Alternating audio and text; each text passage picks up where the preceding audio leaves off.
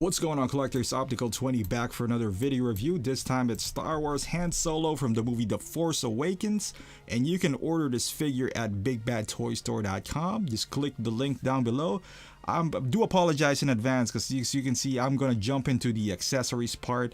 I did shoot, well, I didn't. I kind of did, but didn't shoot the box part, but I deleted it by accident because it's on the Chewbacca portion. This is the 2-pack version.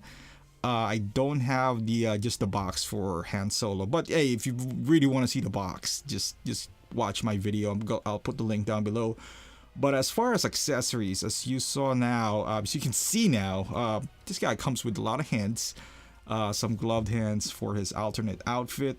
This gun that he does have, there's one articulated part of it, which is the sight, nicely painted. As far as the accessories is concerned, he has a pretty good amount of accessories. The gun, a jacket, some variations of hands, and it's as much as you would ask for, I guess, for a Han Solo figure. This little things right here, I'm not sure what they're called, but they go into his jacket, so they look like pens. I don't know why he need pens, but yeah.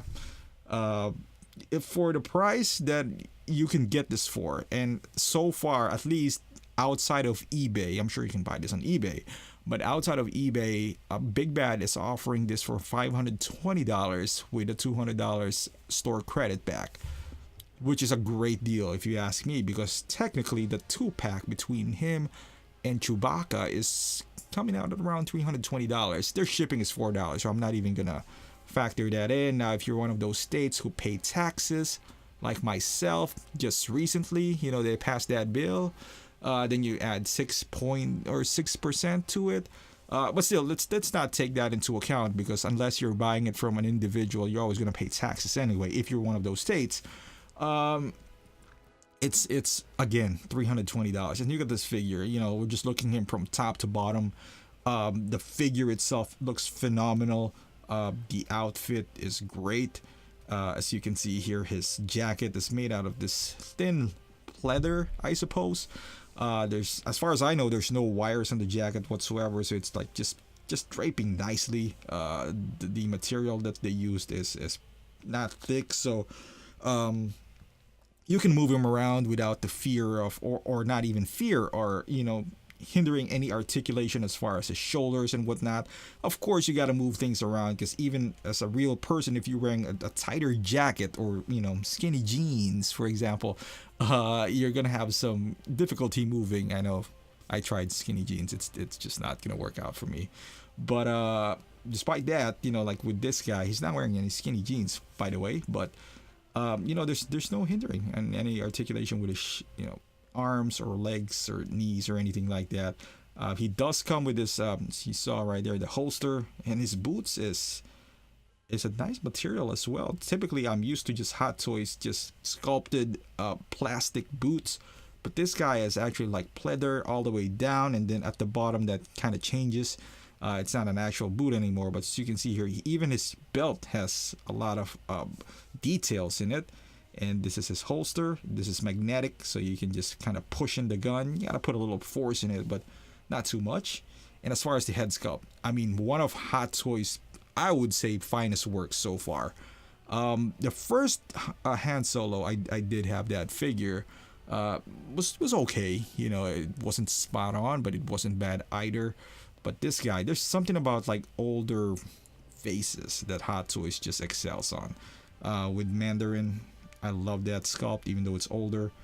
The Commissioner Gordon, also another beautiful sculpt by Hot Toys. Alfred, and now the older Han Solo. I mean, there's something, I don't know, just the texture of the face, all the wrinkles.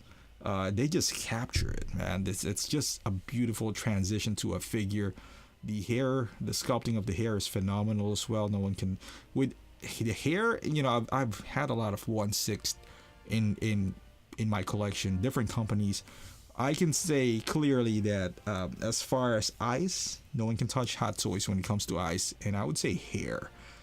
Sometimes they're hit or miss, but for the most part, they're pretty good at it. I think they moved on from the likes of the first Thor where the hair sculpt is just terrible. So far, outside of Black Widow, that's rooted hair, I pretty much don't have any problems with how they sculpt their hair whatsoever. The color might be off here and there, but as far as this figure is concerned, I think they nailed it. I think it's a beautiful sculpt. And let's take a closer look to the face. Kind of zoom in a little bit, take some macro shots. You can see the pores, the opening of the pores in the scar. It's visible right there. It's the drooping of the face. Obviously, he's a lot older than the previous movies. You see this shot right here. If you don't know Hot Toys, if I take this, and just take a screenshot or photograph him in this area, you see the pores right there. Somebody would say this is an actual person. If I kind of soften the hair with some filters or Photoshop it, or, kind of like soften the blow here, like put f.2.0 or something, then this would pass and it's a real person. Look at that. That's how good Hot Toys is when it comes to their sculpting. Now this is a relatively short video because of the non-box. Maybe I just won't shoot the box again. But I'll throw in some poses here, and like I mentioned earlier, there's no hindrance as far as articulation is concerned. That belly doesn't look good though. You can see once it turns around again, the belly is kind of like tucked in. They put a little bit of padding in his body to make him look a bit soft and fluffy. He's older now, so it's a little bit of weight in that beer gut area. At least on this shot, it kind of looks weird. But it's okay. I'm not gonna remove that padding. You could, I'm sure it's not that difficult. But I try not to mess with my figure so much, to be quite honest with you. I don't know, when the time would come that I'm gonna sell this figure. And for the most part, some collectors does not, I would say 90% of collectors that I know of, when I'm selling, which I do sell a lot, doesn't kind of want their figures in the the way it's supposed to, no modifications or anything like that. At least the ones that I know of.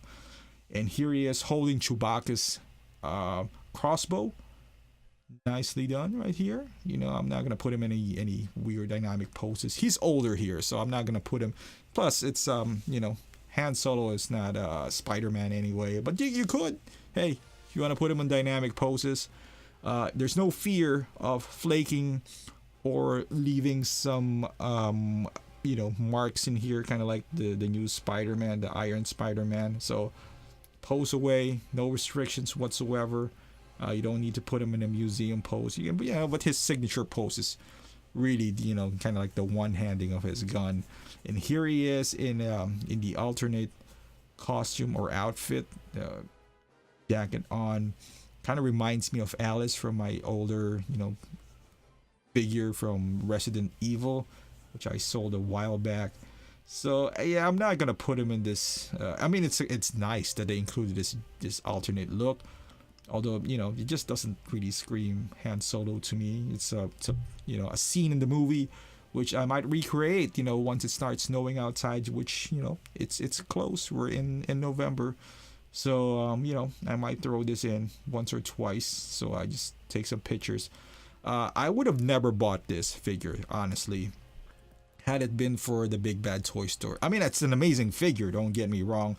And this didn't get enough love because Chewbacca kind of overpowered him. However, the standalone version I know is already sold out anywhere outside of eBay. As you can see, the dynamic duo right here.